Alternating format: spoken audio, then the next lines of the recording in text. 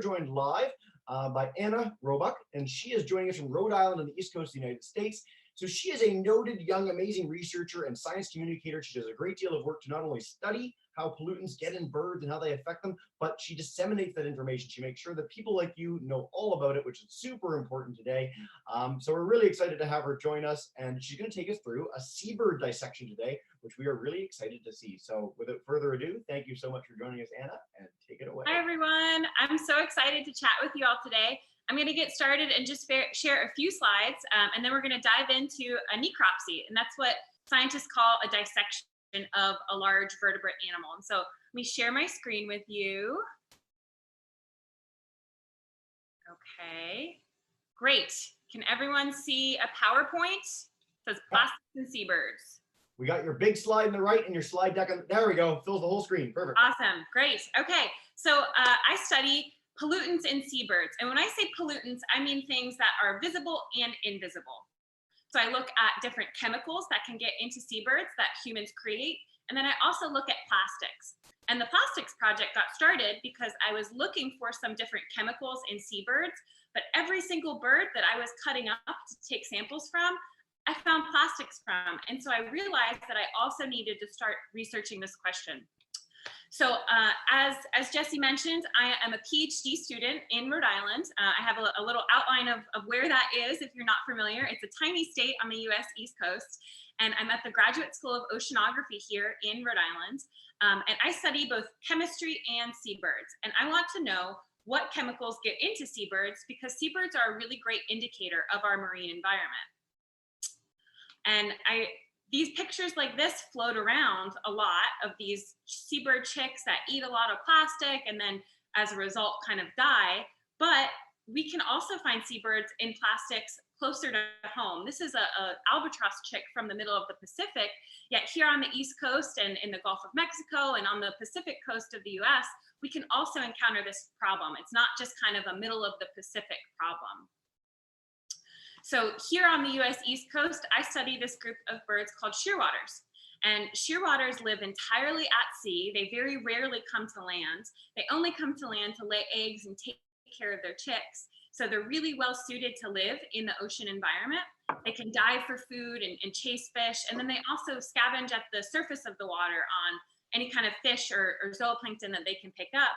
But because they kind of hang out at the surface of the ocean, that means that they're really prone to eating any plastics that are floating on top of the ocean surface. And so we care about this because if we see chemicals and different pollutants in seabirds, we know that these are stressors in our ocean environment because seabirds are a lot like us. I know they don't look a lot like us, but they are a lot like us because they live a long time. They live all over the globe. They respond to changes and stressors in their environment. So that means if we take the food away from their environment, they're going to respond really quickly in terms of their health and then their population numbers. And so that means we use them as an indicator of their environment. There's also kind of a famous phrase called the canary in the coal mine. And that's because birds have fast metabolism similar to us. So they respond to pollutants like chemicals or different plastics pretty quickly. And so we can when we measure them and see how they're doing with these different stressors, we get an indication of how that looks in our food web and how that can impact us as well, because they're sensitive creatures. So I specifically get my shearwater birds from off the elbow of Cape Cod. Does anyone know where Cape Cod is? Could I get a show of hands? I can see some classrooms up there. Cool, great. So I get most of my birds, they drown off the coast of Cape Cod, and then I use those already dead individuals for this analysis that I'm doing to look into chemicals and plastics. This is part of a research program at Stellwagen Bank National Marine Sanctuary. That's one of 14 national marine sanctuaries that we have here in the US. And the system protects really important biological resources as well as cultural resources kind of throughout the country. And I'm fortunate enough to work with this specific site that helps me get these dead seabird individuals. So we track them all over the region. These are satellite points. If anyone has Twitter, we have a Twitter feed at Tract Seabirds where we track some of the live birds that we catch, and we figure out where they're hanging out in the area. And from there, we can kind of figure out what they're feeding on, what their relationship is to whales in the area, and then also where they could be getting some of these chemicals and plastics that I then measure from some of the dead individuals. So when we looked into this previously, we found that about 70% of these birds had plastics in them. My most recent work suggests that it's about 95% of these birds have plastic pieces in them, which is really, really scary, because that means since the early 2000s, the amount of plastic that is in seabirds off the Atlantic coast has increased. So I'm going to switch away from the slides and now start talking you through an actual seabird necropsy. So this will take me a second to get set up and get you in position.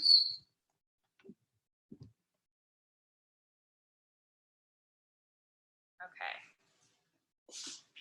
While you're doing that, I just want to say what a fantastic presentation that was. That was really neat.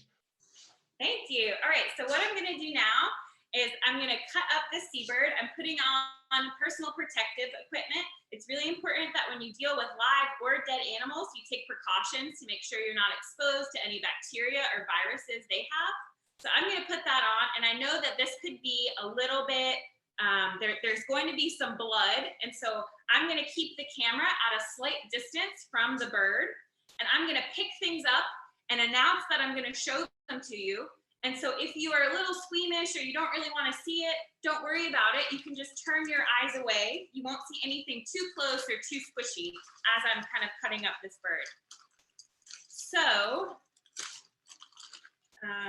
here we are. And Jesse, if you wouldn't mind helping me keep a track on time, I'm not going to be able to keep an eye on my watch as much while I'm doing this. Will do.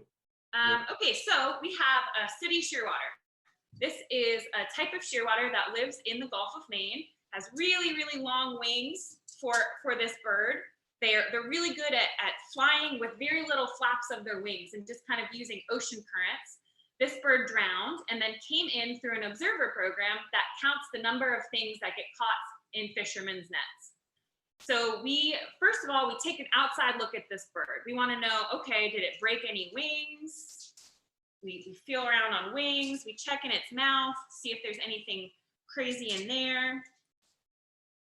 We check its feet, see if there's any, the feet are kind of dry, so we'll take a note of that. Anna, sorry, give me 2 seconds. For whatever reason, we've got your slide still on the screen rather than you. I have your Seabird dissection happening on the screen, but no one else seems to.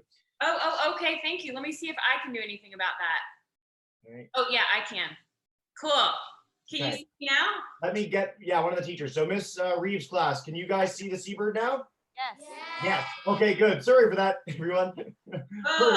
Go ahead. Okay, let me start over. I'm so sorry about that, everyone. All right, so this is a sooty shearwater. This is a species of shearwater that hangs out in Massachusetts Bay and the Gulf of Maine, kind of that area I showed you on my slides. And this is a seabird that has really long wings because they don't flap a lot. They really use a lot of the atmospheric currents and winds at sea to kind of soar. They don't really use a lot of energy flying. They have a tube nose. They're called proceliform seabirds. They have these tubes at the front of their nose that act as nostrils. And so that's something pretty distinctive about shearwaters. This is a cousin to my main study species, the great shearwater. And so we still look at this species when we get dead individuals of this kind as well, because they're still important. It's in the same family that I'm looking at. We can still get a lot of information.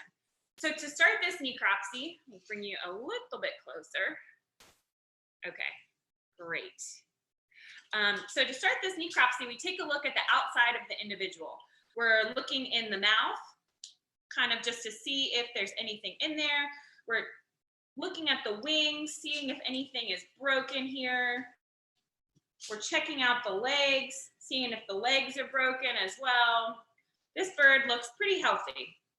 From there, we're gonna go ahead and cut into this bird. And like I said, I'm gonna announce before I show you anything too bloody. Otherwise, you're gonna kind of get a side view of this while I'm talking through it. So hopefully no one is surprised or anything like that. So the first thing we do is we make a line down the bird. We use a little bit of Dawn that's in water. That helps us part the feathers so that we can get in there and make a cut. And from there, we just cut right in. Ooh, cool. All right. So the first thing I notice when I'm cutting into this bird, let me make it a little bit more apparent for you all, is how fat the bird is, because how fat the bird is tells me something about what kind of food resources are available to this bird and the rest of the ecosystem in Massachusetts Bay. It tells us how healthy and how much food there is to feed everyone who's using that system.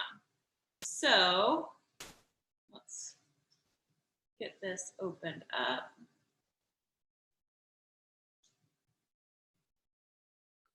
While you're doing that, it's really interesting how effortless the knife is. That's a really... Yeah. So I'm using a medical scalpel. I want to reiterate, don't try this at home. The tools I use are very sharp, and there's a lot of viruses and bacteria that can be in wild animals.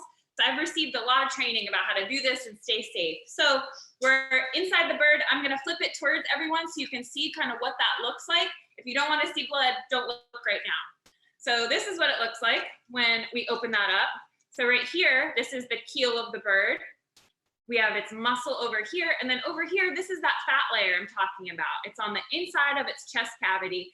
And when I see this, this looks like a really healthy bird. It has a lot of fat deposits on it. So that means that the amount of food in the system in Massachusetts Bay, that's great. That means it's healthy. So from there, I'm gonna go ahead and I take a sample for a muscle sample, and I screen this little piece of muscle for stable isotopes. That's a type of scientific analysis that lets me know kind of what sorts of things the bird is eating. From there, I'm gonna go a little bit further into the chest cavity.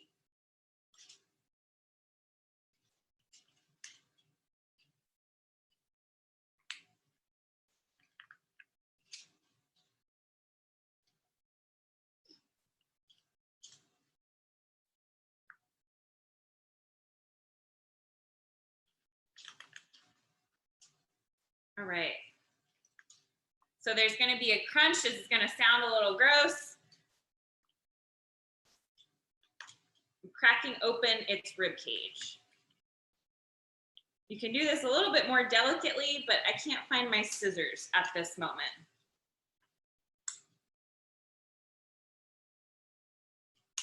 All right, so now we are in here. We're inside the bird. And so the rib cage is flipped up. I'm gonna flip the bird towards you so everyone can see. So I flipped up the rib cage. The rib cage is up here. I have a heart right here.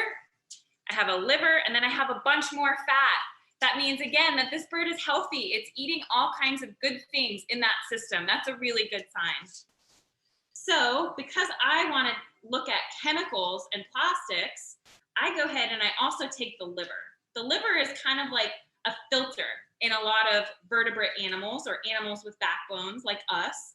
And so it kind of filters everything out that we don't really want in our systems. And so if you're looking for chemical pollutants, this is a great place to start. So the liver is pretty small. I'm going to turn this towards everyone again.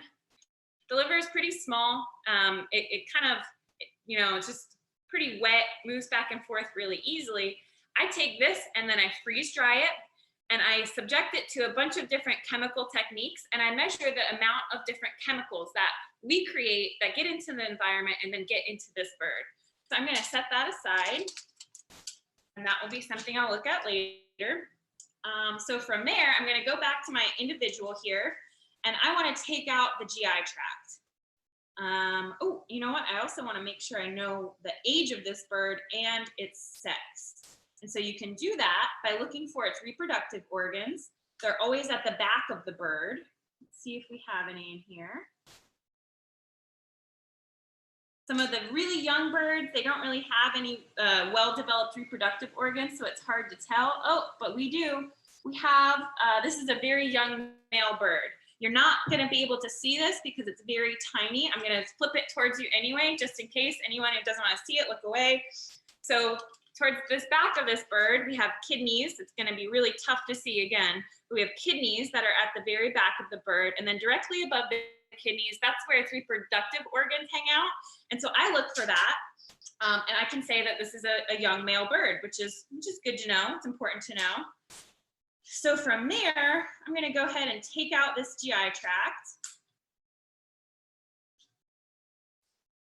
While you're doing that, just really briefly for the classes that might not know, what is a GI tract?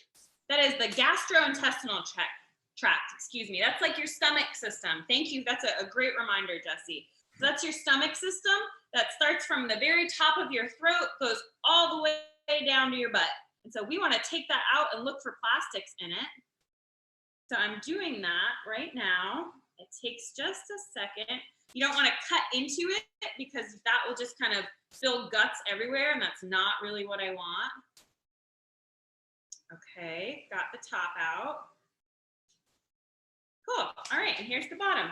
So I'm going to bring this towards you. It might be a little gory, just so you guys are aware. This is the whole GI tract, or the whole stomach and intestinal system of the bird. So up here, this top portion, this is called the proventriculus. And this is it's like a balloon. It spreads out, it gets huge with the amount of fish or squid that the bird is eating, and it can fit a lot of things. Everything gets digested up here. I'm gonna take off some of this fat because it's kind of hard to see. This is a really fat bird, which is great. Good to know. Okay, so after this top part, this stretchy part, there is a part down here, which I really want you to see because this is important for plastic. Let's get all this fat off of here. Oh my word, this is definitely a fat bird. That's great. Okay, so at the bottom, I showed you this balloon, and now right here, this little thing right here, this is called the ventriculus, or the gizzard of the bird. And this little organ, I'm gonna cut it open so you can see. Actually, let me get a little bit more stuff off of there. This little organ is responsible for grinding up the hard parts that get into the bird. And so naturally, the bird would be eating squid and fish, and so this little organ is really muscular and hard, and so it would use this spot to digest and grind up all those hard parts that are in the bird. But this is also where we find most of the plastics in a bird. Not a lot accumulates in this kind of balloon stretchy part. It all accumulates in this tiny little piece right here. And this is something that's kind of specific to shearwaters because a lot of seabirds throw up a lot.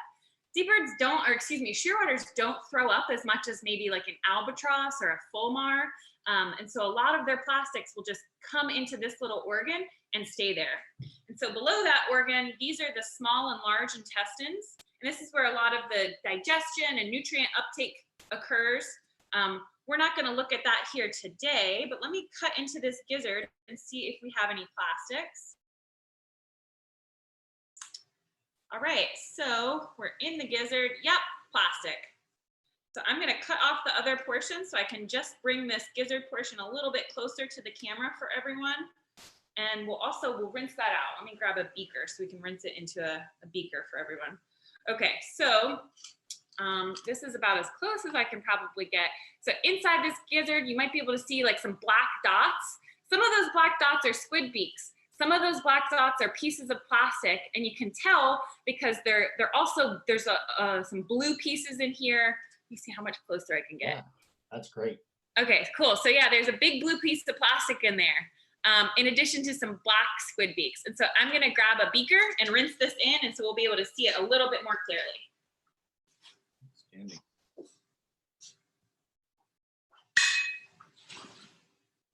So while you're doing that, Anna, if you can see all the classes, the reactions are fantastic. Again, this is something that none of these kids will get a chance to do till high school, so at least 4 or 5 years from now. This is a really unique opportunity. And you guys, I know, I'm so glad you could join me. I know it seems a little bit gross, but we get so much information from doing this that it, you know, like I was kind of squeamish about it myself at first, but then when I realized how much I was learning, now I just love it. This is my favorite thing to do. Okay, so I'm rinsing out that little gizzard into a dish to show everyone what's going on. All right, let me drain the dish a little bit. You're doing great for time, by the way. We still got another 5 or so minutes if you want to keep going. And perfect.